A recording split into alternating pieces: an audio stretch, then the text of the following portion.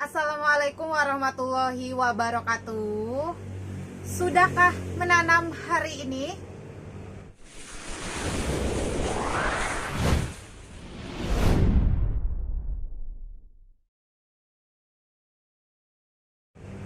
Teman-teman senang ya bisa sharing-sharing sama teman-teman semua seputar tanaman. Jadi kali ini saya mau memberikan informasi atau sharing-sharing seputar tanaman yang terserang atau terkena hama kutu ya. Nah, jenis hama kutu itu sendiri banyak ya, ada yang kutu kebul, ada yang kutu-kutuan yang menempel di sela-sela atau di pelepah tanaman, belalang dan segala macam, pokoknya yang bersangkutan dengan hama ya atau binatang.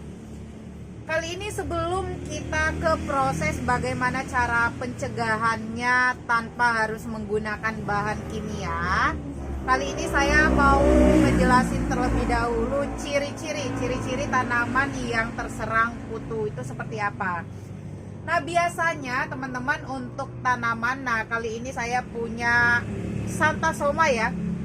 Xanthosoma ini jenis yang familiar disebut dengan zebra ya. Ini antara keladi ya nyebutnya, keladi zebra, tapi ini Xanthosoma ya. Ini tanda tanyanya yang terserang kutu itu biasanya daunnya itu mengering atau menguning seperti ini, bisa teman-teman lihat ya seperti ini. Padahal ini bukan daun tua atau bukan termasuk daun yang sudah harusnya dibuang ya, masih muda tapi mengering. Dan biasanya tanda-tandanya itu dia setangnya itu kurang kokoh atau layu ya, layu karena tersedot oleh hamanya itu, jadi dia layu, jadi terkesan kurang nutrisi, padahal medianya itu basah ya, jadi tidak keras atau tidak kaku. Nah, langsung saja ini sudah ada tanda-tandanya ya, atau sudah ada ciri-ciri terserang kutunya. Di sini bisa teman-teman lihat, ini namanya kutu kebul atau kutu putih yang seperti ini. Nah, ini biasanya kutu yang seperti ini biasanya menyedot atau menghisap nutrisi yang ada pada tanaman sehingga bisa menghambat pertumbuhan si tanaman itu sendiri, bahkan bisa juga menyebabkan kematian atau mati ya, mati pada tanaman. Nah, kali ini saya mau berbagi atau sharing-sharing tips bagaimana cara menghilangkannya tanpa kimia ya, tanpa bahan kimia atau bahan insektisida jenis lainnya. Jadi kita akan coba yang alami dan juga yang manual ya. Kalau misalkan teman-teman memang mau dibuang, ini bisa ya, bisa kita buang. Caranya bisa kita gunting seperti ini. Tapi kalau misalkan masih terbilang sehat atau bagus seperti ini tapi kutunya banyak, tebal seperti ini, bisa kita lakukan ini ya, pencegahannya atau kita cara menghilangkannya ya. Langsung aja, ini dengan cara atau teknis yang seperti ini biasanya harus dijauhkan karena ini bisa menyerang jenis tanaman yang lain atau yang di sekitarnya juga bisa terserang oleh ini. Jadi menyebar ya, untuk kutu seperti ini cepat banget hinggapnya ke jenis tanaman yang lain dan cepat sekali menyebarnya. Caranya dia nanti terbang dan hinggap. Ini bukan jenis tanaman yang seperti ini aja ya, begonia juga bisa, terus keladi-keladi jenis yang lain juga bisa, dan aglo juga bisa terserang seperti ini. Oke, untuk yang seperti ini kita jauhkan atau kita bisa buang jauh-jauh dari lokasi yang tanamannya masih sehat.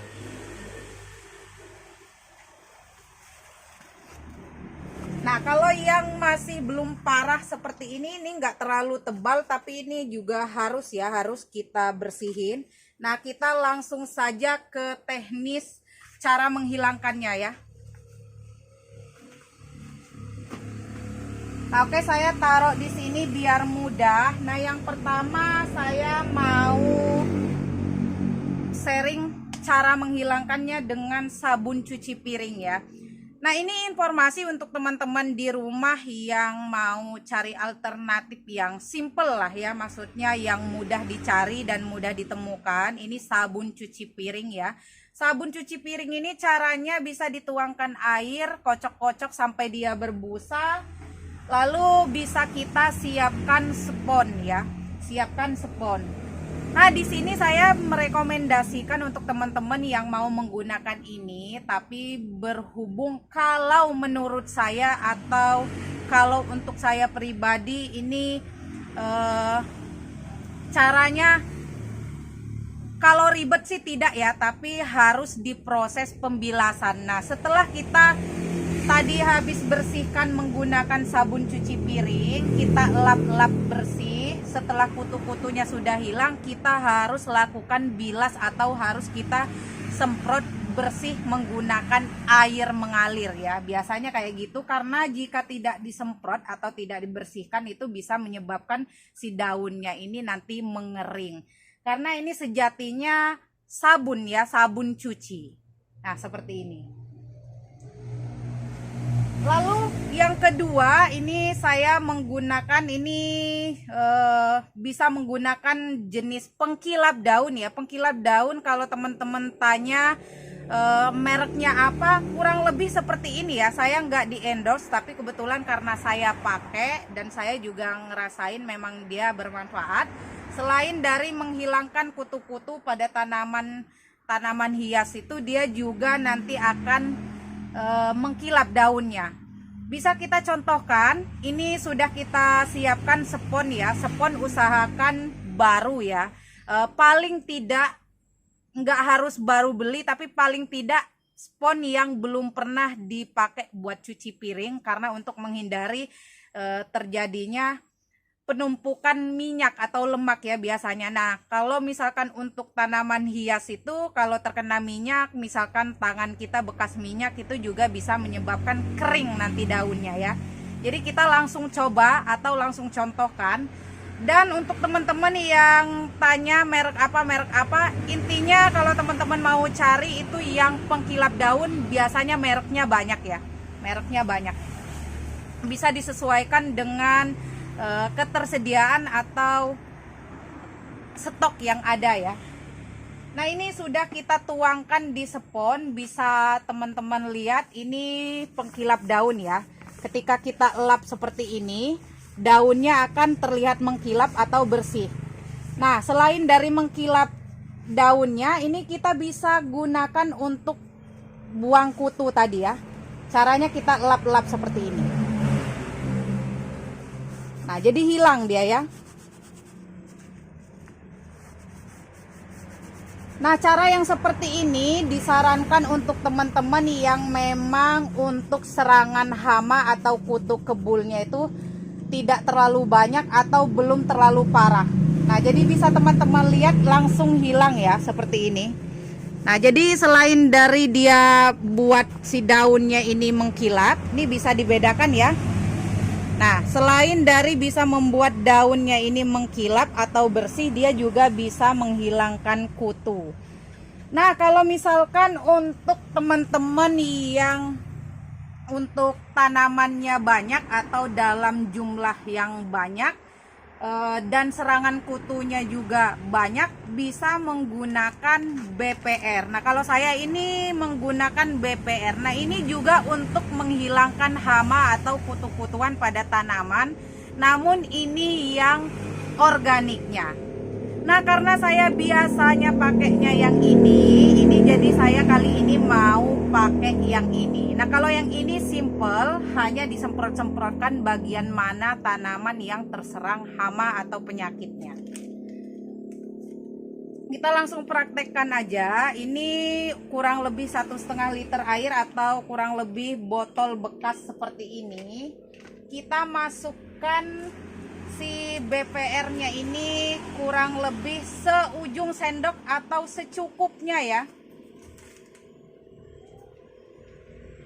Nah, ini lebih baiknya dipakai untuk pencegahan atau untuk menghindari ya.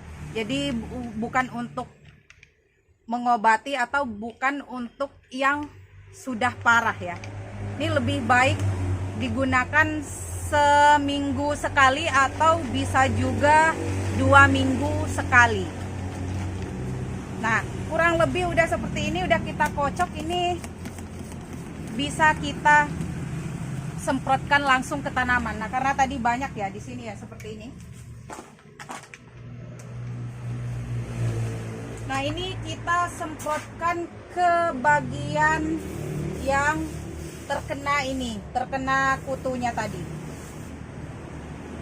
Nah, seperti ini. Dia memang nggak langsung hilang ya teman-teman, biasanya dalam jangka waktu 1 hari atau 24 jam ya untuk hilangnya. Nah, ini karena memang 1 bulan penuh saya tinggal juga mudik, jadi kurang terawat atau kurang diurus ya. Nah, jadi ini baru saya kasih pengendali hayati lagi ya. Udah lama, udah 1 bulan lebih atau hampir 1,5 bulan nggak saya kasih. Nah, ini ya, untuk yang parah seperti ini bisa kita semprot banyak. Nah, untuk teman-teman bukan berarti tidak boleh pakai kimia ya, tapi baiknya jangan pakai kimia. Atau kalau misalkan sudah terpaksa ya, serangannya udah makin parah atau makin banyak dan sudah nggak mempan pakai organik, boleh alternatif kimia. Nah, seperti biasa untuk teman-teman yang tanya ini dipegang atau nggak pakai sarung tangan, ini aman karena organik ya teman-teman. Jadi untuk kayak saya pribadi juga yang punya peliharaan kucing, punya anak kecil, itu aman ya. Kalau misalkan kurang bersih, cuci tangan itu juga insya Allah aman. Nah, ini nanti ketika 1 minggu atau paling tidak 3 hari ke depan, jika memang kutunya masih ada, ini bisa kita lakukan penyemprotan susulan atau penyemprotan ulang.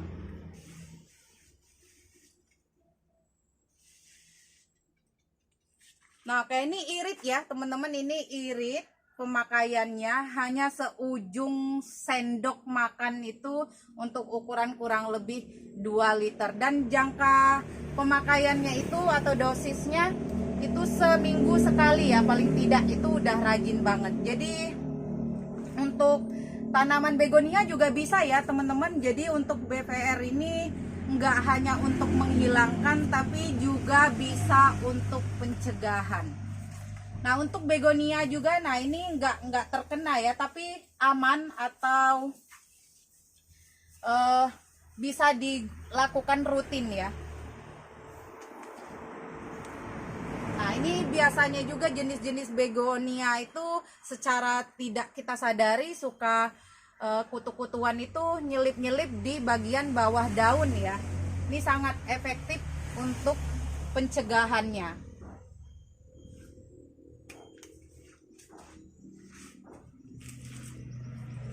Nah, oke teman-teman, seperti biasa kalau ada yang kurang jelas atau yang mau dipertanyakan ulang, bisa melalui WhatsApp yang ada di deskripsi. Saya terima konsultasi ya. Saya senang berbagi, senang sharing-sharing sama teman-teman semua, bahagia ya. Dan mudah-mudahan berkah untuk kita semua dan semangat bercocok tanamnya. Nah, sekilas itulah informasi dari saya bagaimana cara menghilangkan kutu ya. Jadi kalau misalkan kutunya nggak ada, jadi tanamannya bisa terlihat sehat dan bagus ya. Sekali lagi semoga informasi dari saya bermanfaat dan salam praktek. Apabila ada kata-kata saya yang kurang berkenan di hati teman-teman semua, saya ucapkan mohon maaf yang sebesar-besarnya. Akhir kata wabillahi taufiq wal hidayah. Wassalamualaikum warahmatullahi wabarakatuh. Salam bercocok tanam.